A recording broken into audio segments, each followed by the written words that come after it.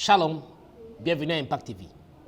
En ce temps, en un temps comme celui-ci, l'Église doit être consciente des enjeux spirituels, des forces spirituelles qui attaquent l'Église, qui se liguent contre les serviteurs de Dieu. Et parmi toutes ces forces, il y en a une qui se distingue parmi les autres, qui se distingue de manière particulière, c'est l'esprit de Jézabel.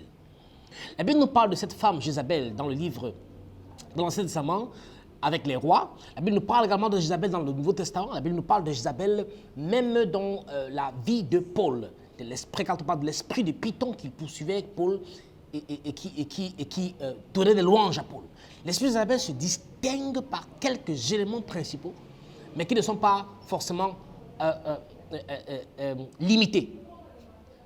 L'esprit de Jézabel est un esprit qui veut s'accrocher, s'attacher à l'Église de Dieu, ou à un homme de Dieu, ou à quelqu'un qui a un grand potentiel, afin de sucer son potentiel, le détruire, le déplacer de la vision à laquelle Dieu l'a envoyé, ou affecter son ministère négativement, afin de prendre, n'est-ce pas, sa renommée, afin de prendre la position que Dieu lui avait donnée, afin de le remplacer quelque part, ou afin d'utiliser, n'est-ce pas, sa renommée pour monter.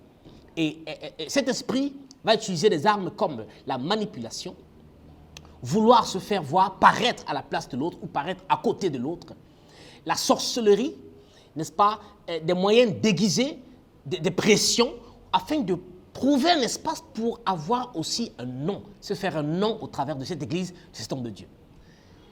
La solution n'est pas ici d'être dubitatif ou de douter de tout le monde, mais de prier suffisamment afin que l'esprit vous révèle que le zèle de cette personne en particulier n'est pas un zèle sincère et vrai, mais c'est un zèle pour se faire voir, pour se faire connaître et pour supplanter l'onction de Dieu, pour supplanter loin de Dieu.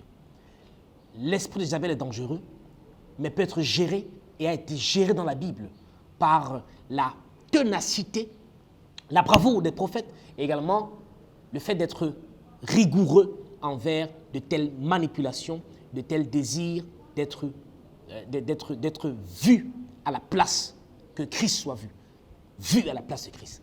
Que le Seigneur vous bénisse pendant que vous méditez et priez, et que vous priez pour votre église, pour votre pasteur, afin que tout esprit de Jézabel soit dévoilé et soit chassé au nom de Jésus. Amen.